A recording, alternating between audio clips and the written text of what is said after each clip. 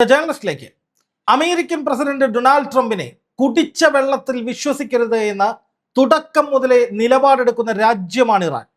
American സൈനിക താവളങ്ങൾ എത്രയും വേഗം പശ്ചിമേഷ്യയിൽ നിന്ന് നീക്കം ചെയ്യണമെന്നും അമേരിക്കയ്ക്ക് ഒരു സ്വത്ത് പോലും പശ്ചിമേഷ്യയിൽ ഉണ്ടാകാൻ പാടില്ലെന്നും ഇറാൻ നിരന്തരമായി നിലപാട് സ്വീകരിച്ചിരുന്നു.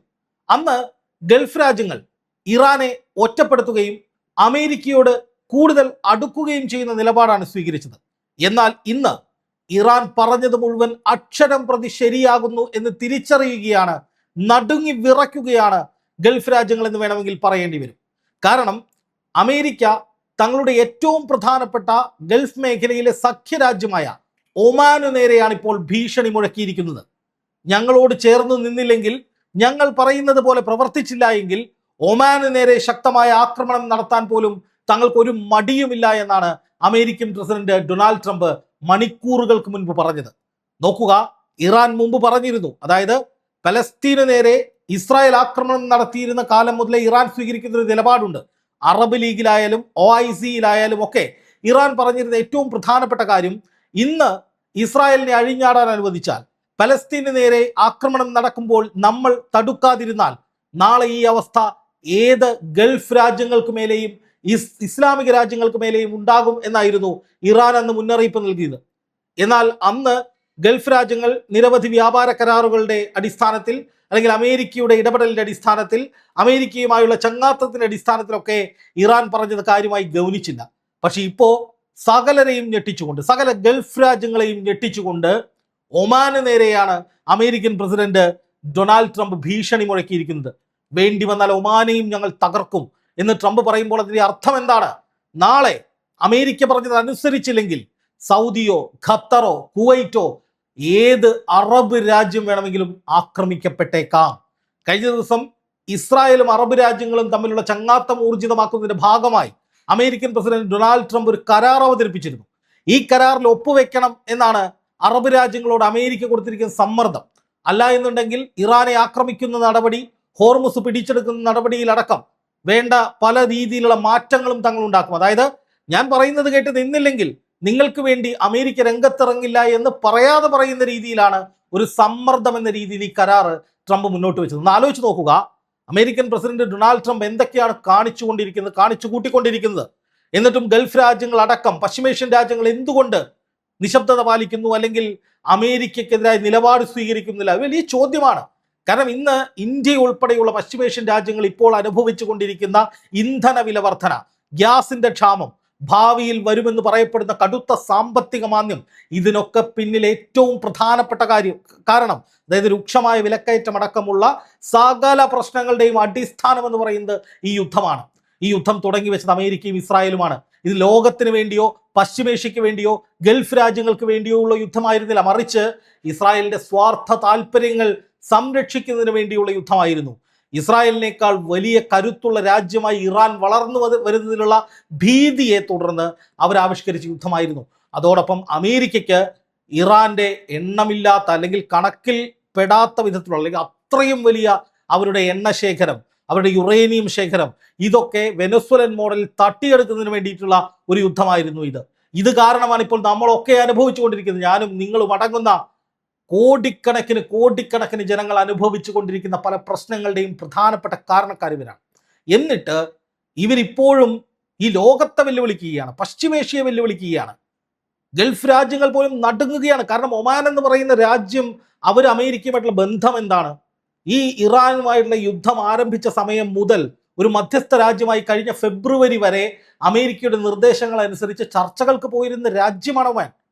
അവർ കാര്യമായി തന്നെ മധ്യസ്ഥ ചർച്ചകൾ നടത്തിയിരുന്നു. അമേരിക്കയുടെ നിർദ്ദേശങ്ങൾ നടപ്പാക്കാൻ വേണ്ടി ഇറാനുമേൽ സമ്മർദ്ദം ചെലുത്തിയിരുന്നു.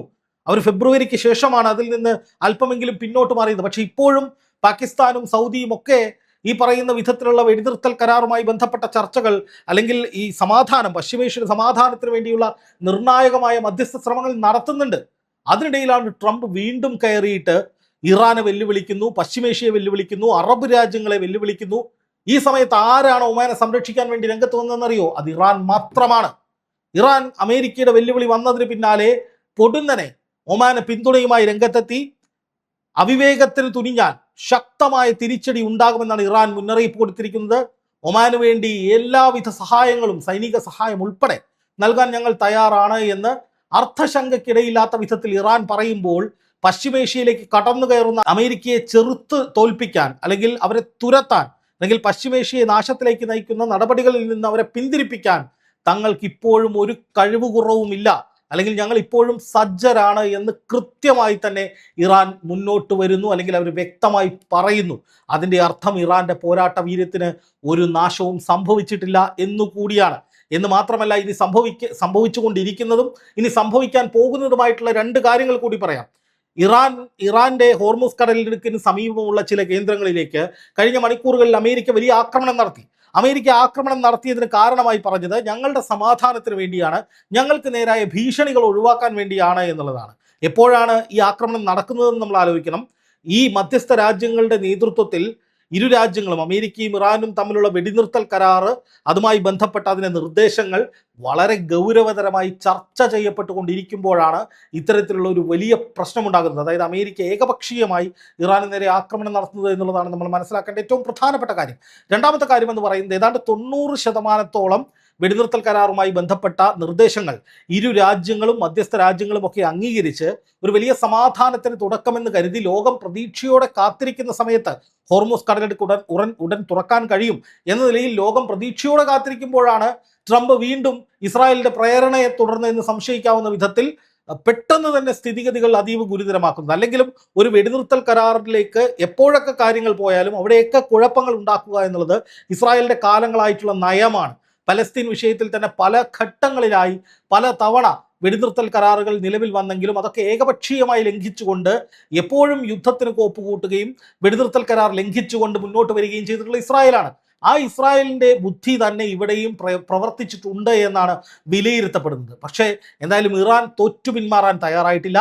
ഇറാൻ ശക്തമായി അമേരിക്കയുടെ പല സൈനിക കേന്ദ്രങ്ങളിലും ആക്രമണങ്ങൾ നടത്തി എന്നാണ് ഇപ്പോൾ അറിയാൻ കഴിയുന്ന വിവരം. അതായത് US താവളങ്ങൾ, അമേരിക്കയുടെ പല സൈനിക കേന്ദ്രങ്ങളിലും ഞങ്ങൾ ആക്രമണം നടത്തി, അത് വിജയകരമായിരുന്നു എന്നാണ് മണിക്കൂറുകൾക്ക് മുൻപ് IRGC പുറത്തുവിട്ട വാർത്താക്കുറിപ്പിൽ പറയുന്നത്.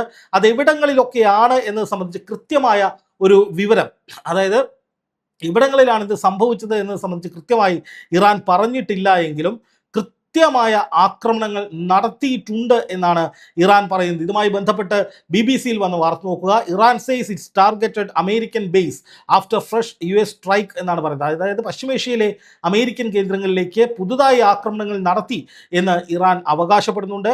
അതെവിടങ്ങളിലൊക്കെയാണ് എന്ന് വ്യക്തമാക്കിയിട്ടില്ലെങ്കിലും പലയിടങ്ങളിലേക്കും ഈ ആക്രമണങ്ങൾ നടക്കുന്നുണ്ട്. ഇനിയും അത് തുടരും. അമേരിക്ക ഈ വിധത്തിലാണ് മുന്നോട്ട് പോകുന്നതെങ്കിൽ വെടിനിർത്തൽ കരാറിന് ഞങ്ങൾക്കും താല്പര്യമില്ല, ഞങ്ങളും ആക്രമണങ്ങൾ ശക്തമാക്കും എന്നാണ് ഇറാൻ പറഞ്ഞിരിക്കുന്നത്. അതിൻ്റെ അർത്ഥം അമേരിക്കയുടെ പല സൈനിക കേന്ദ്രങ്ങളും ഇനിയും വെണ്ണീറാകാൻ സാധ്യതയുണ്ട്.